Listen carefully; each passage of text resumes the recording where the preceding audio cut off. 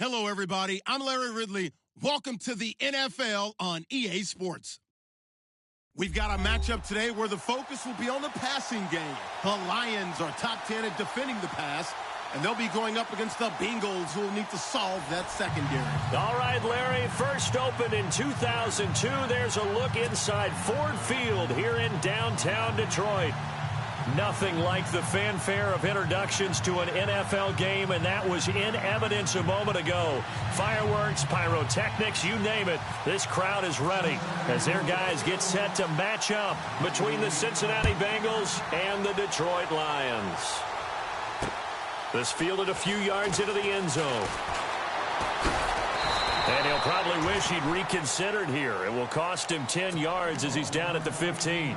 Well, conventional football 101, tells us if you don't get it back to the 20-yard line on a kickoff return, that's a disappointment.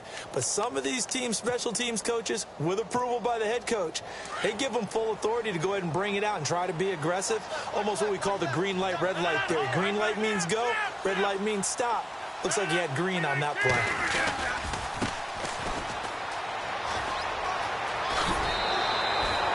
Eight yards on the pickup, and now they'll have some options on second and short. If these kinds of lanes are available, you have to feel like he's going to have a pretty big game on the ground. Yeah, you can tell early on he's got a little burst in his step, and that's a big pickup right there on first down.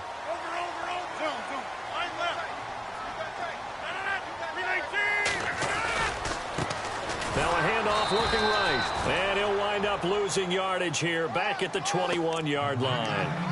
He lost 2 there, and it's third down.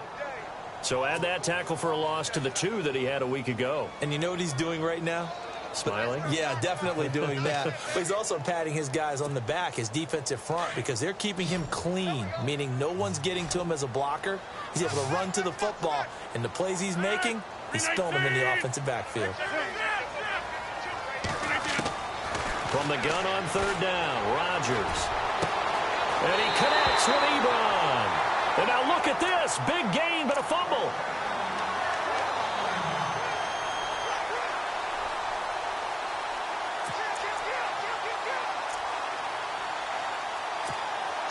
So after that big play, let's see if they can catch their defense maybe on their heels.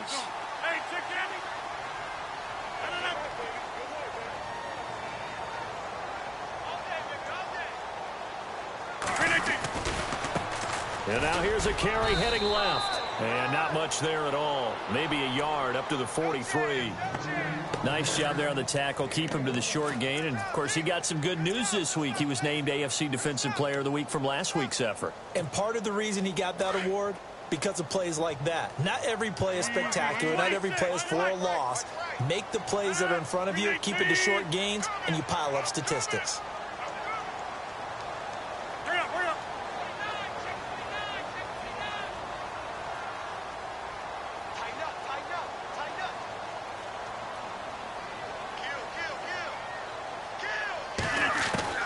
Rodgers to throw on second down.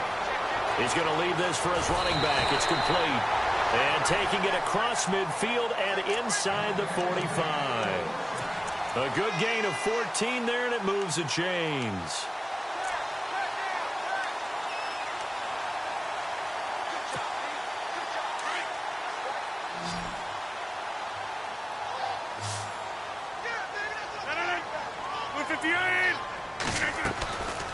On first down, Rodgers looking left side, and he's got a man. That's Moss. It's a loss of a yard there, and now second down. A pass for negative yardage, obviously no good. Maybe he shouldn't have thrown it, or maybe he shouldn't have caught it. I think we were seeing it at the same time, weren't we? Maybe you let that one go, right? Because you can see the lost yardage about to develop. But that goes against every instinct of a receiver. They're taught to catch everything. So it's really hard to be mad at him and yell at him for trying to make that play. To the right side to Eric Ebron. And he got blown up. Losing yardage on the play back at the 44. And never good on a pass completion there to go the wrong way. Lost yardage. No, for some reason it seems to work better when you throw it downfield or you can move the ball downfield running it that way, doesn't it? But in this case, if you're the defensive guys, you're energized, executed well, and you caused a lost yardage play. That's going to feel good and look great in film.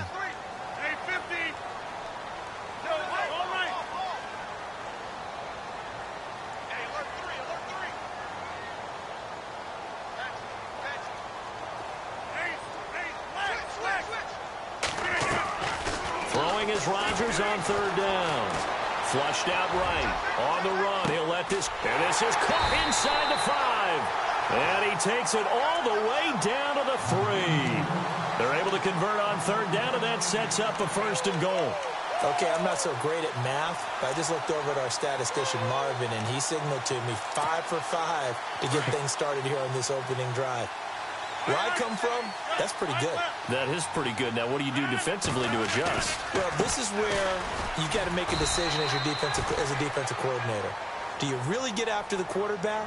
Or maybe you tighten down on the receivers, bump them off of their routes, chip away at their timing so things aren't as precise as they've been so far in this game.